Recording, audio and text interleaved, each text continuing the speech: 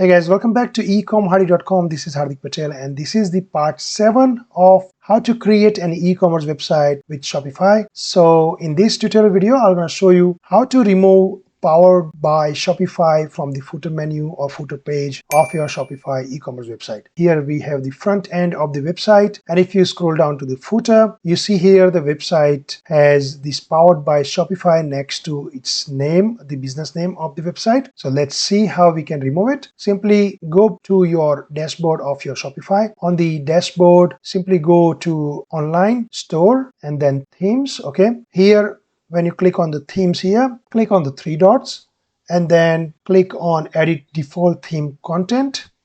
What you can do is simply search for powered.